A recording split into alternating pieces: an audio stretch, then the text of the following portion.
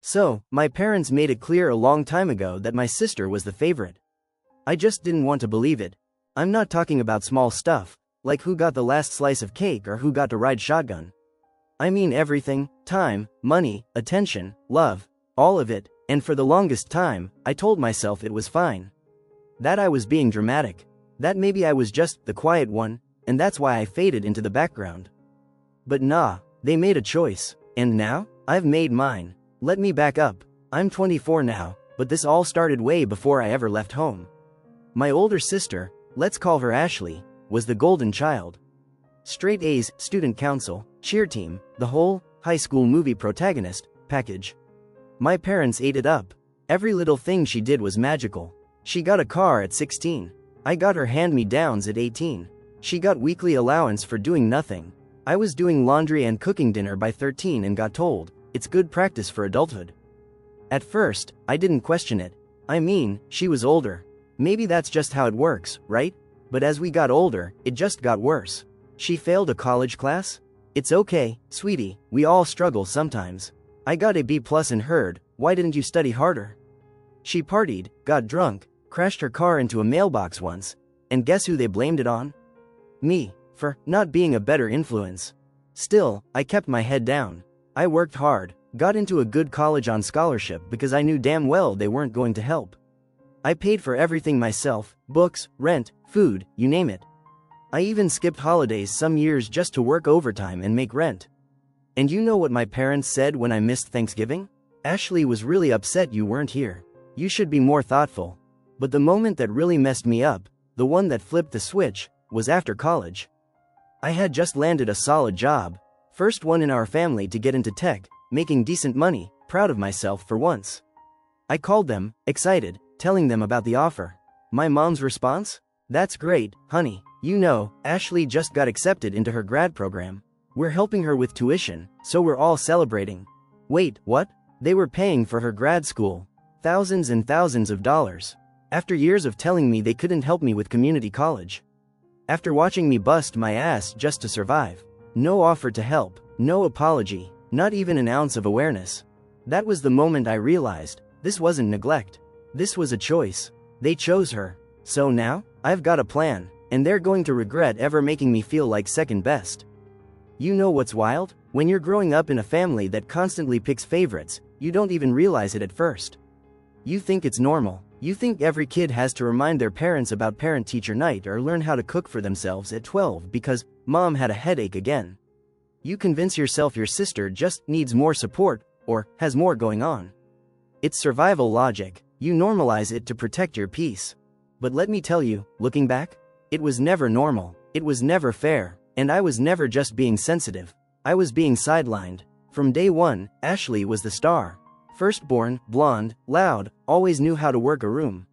If I got a new book, she'd get a full shopping spree. I once made a custom painting for my dad's birthday, spent weeks on it, and he barely looked at it before saying, "That's nice." Ashley got me a gift card, though, so I can buy something I actually want. That one stung. I was 13. They'd show up to her dance recitals with flowers and balloons. I had a piano recital once, my first ever, and no one came. I came home crying. My mom said, "Oh honey, you should have reminded us." I was 10, but Ashley? They never needed reminding when it came to her. And the favoritism wasn't just emotional, it was financial. Ashley had braces, driving lessons, summer camps, new clothes every semester. When I asked for driving lessons, I was told, "You'll figure it out eventually." I did, by the way. Taught myself. Bought a junk car from Craigslist using money I made babysitting and stocking shelves at a grocery store. It barely ran, but it was mine. And not a single person in my family congratulated me when I showed up with it. Ashley laughed and called it a clown car. My mom said, "Well, that's what happens when you're impatient." But I think the real turning point came during my second year of college.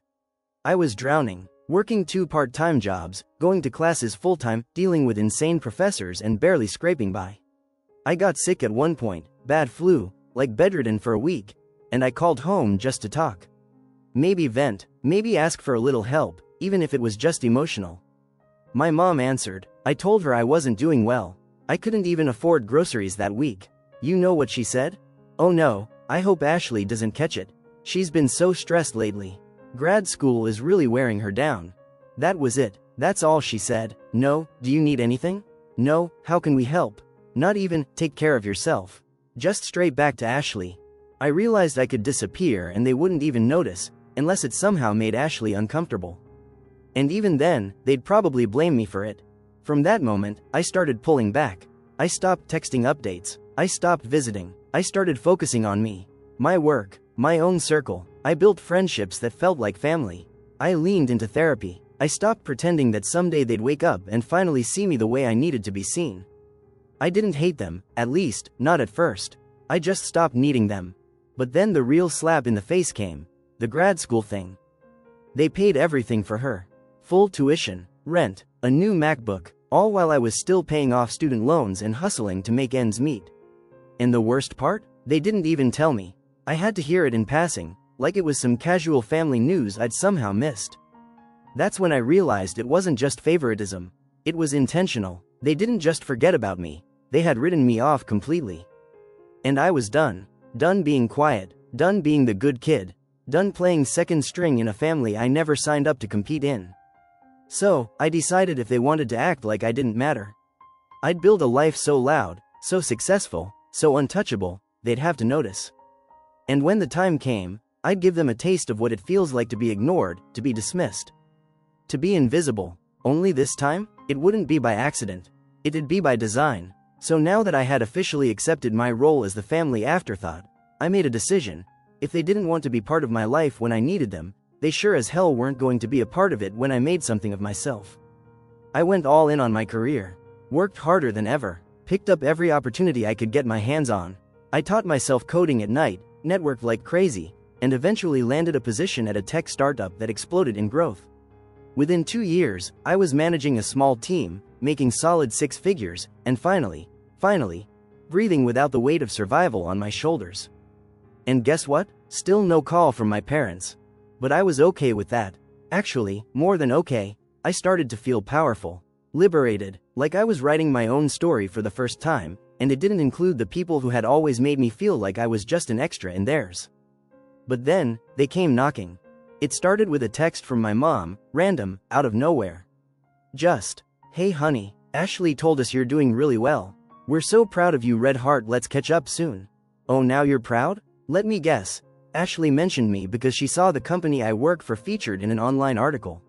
I'd been quoted as part of a panel on diversity in tech. It had made a few rounds on LinkedIn. I guess news travels fast when you have nothing else going on. I left her on read. A week later, my dad emailed me. He never emails. It was full of small talk and awkwardly formal, just checking in lines. The kind of message you send when you want something but don't want to ask directly. And I was right, because a few lines down, he slipped in the real reason. "Your sister mentioned you're doing well financially. Things have been a little tight here, and we could use some help supporting her through her next semester."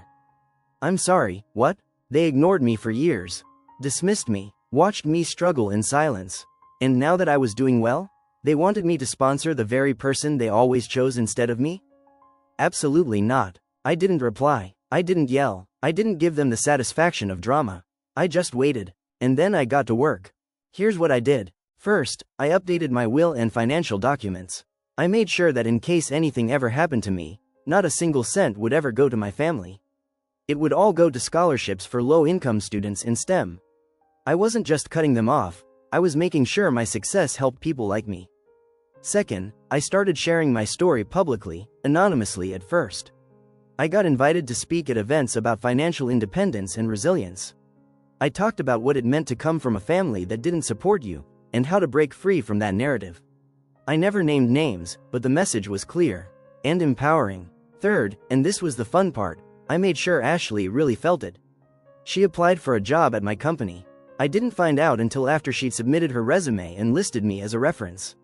Imagine that, my own sister, who never even congratulated me on getting the job, suddenly acting like we were close.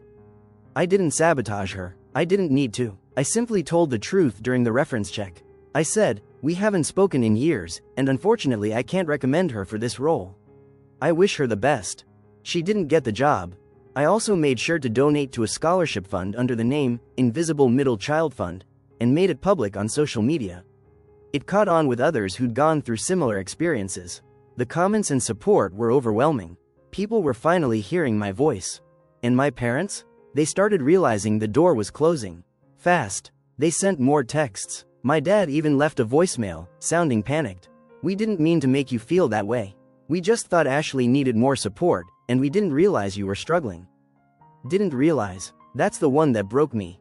Because I told them, again and again, and they chose to ignore it. Now that the tables had turned, they wanted to rewrite history.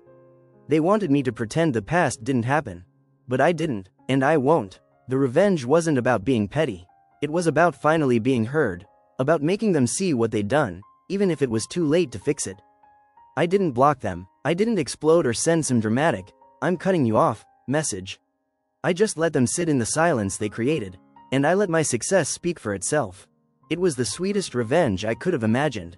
And the best part? I still haven't looked back. The silence didn't last forever. My parents couldn't help themselves. It started subtle. Little likes from my mom on my public posts, especially the ones about career milestones or interviews I'd done. Then Ashley started watching my Instagram stories. The same sister who hadn't spoken to me in years unless it benefited her. It was kind of funny, honestly. Like they were all sitting around the dinner table gossiping about how their forgotten child had suddenly turned into someone worth noticing. But I wasn't interested in their attention. Not anymore. This wasn't some cry for validation. This was about control, reclaiming mine. And the opportunity to flip the script even further? It practically dropped into my lap. See, my company was expanding into a new region and looking for someone to lead a local branch. Big promotion, high visibility, and guess where it was based? The same city my parents live in. It almost felt poetic. I applied and got it, obviously. My track record spoke for itself. They gave me a relocation package and full autonomy. It was a dream role. So I moved, not for them, but for me. I found a gorgeous loft downtown, built a new life in their backyard, and never once reached out to let them know. They found out eventually, through Ashley, of course. I had run into an old high school friend at a networking event, and word traveled. Within a week, I got an email from my mom with the subject line, "Heard you're back in town." She played it casual, "Let's do lunch. We'd love to catch up. Ashley said you've been doing amazing things." I didn't respond. The thing is, I wasn't being cruel. I was setting boundaries, ones they were never willing to respect when I was younger. Now they had to live on my terms. But then came the real turning point. My company was organizing a tech education initiative, partnering with local schools to provide funding, mentorship, and equipment to under-resourced students. I was asked to lead the launch event and serve as keynote speaker. It was a big deal, press coverage, city officials, the works. Guess who showed up? Yep, my parents, Ashley, too. I saw them before they saw me, sitting near the back, awkwardly scanning the crowd, clearly trying not to stand out but failing miserably. I don't know if they were invited or just showed up after seeing the flyer, but there they were. Waiting to see their forgotten kid on stage. And you know what? I didn't acknowledge them. I gave my speech, told my story, the real story, about growing up without support, about fighting for every opportunity, about being overlooked. I didn't name names. I didn't need to. The truth was loud enough. When the speech ended, the applause was overwhelming. People came up to shake my hand, to thank me, to tell me they saw themselves in my story. My parents? They sat there frozen. Ashley actually had the nerve to come up afterward, all fake smiles. "You were amazing," she said. "Really inspiring. We're all so proud of you." I looked her dead in the eyes and said, "Thanks. I did it without any of you." Her smile faltered. She opened her mouth to say something else, but I turned and walked away. Later that night, I got another email from my dad. This one was different, longer. It tried to explain everything. How they did their best. How they didn't realize how badly they'd hurt me. How they wish they could go back and do things differently. For the first time in my life, I saw regret in their words. But regret doesn't undo damage. And I wasn't interested in being the bigger person anymore. I had done that for 20 years. So I replied with exactly one sentence. "You taught me how to live without you, so I did." And that was that. I never blocked them. I didn't need to. I let them sit with the reality they created. They had a daughter who was strong, successful, and completely out of reach. Ashley? Her grad degree didn't land her much. She floated between jobs, still living off their help, still bitter that the one they ignored ended up with the life she always thought she deserved. But this wasn't about revenge anymore. This was about closure. I had spent my whole life trying to earn their love, and the day I stopped needing it, I won. After that night, the speech, the confrontation, the final email, I felt something I hadn't felt in a long time: peace. Not the fake kind, where you pretend things don't bother you just to survive family gatherings or get through a phone call. I mean real peace, the kind where you can take a deep breath and know you no longer owe anyone an explanation for existing. I had finally stopped living for their approval, and once I did, everything else clicked into place. Life moved on. I focused on building things that mattered: my team, my community work, and honestly, myself. For so long, I had been trying to prove something to people who didn't even deserve front row seats to my journey. Once I stopped giving them power, I started doing things for me. Not to prove anything, not to be seen, just because I wanted to. The tech education initiative I led turned into something much bigger than expected. Within a year, we had multiple programs running across the state. Kids from backgrounds just like mine were getting mentorship, scholarships, and jobs. Some of them even reached out to tell me how much it meant to see someone, like them, in my position.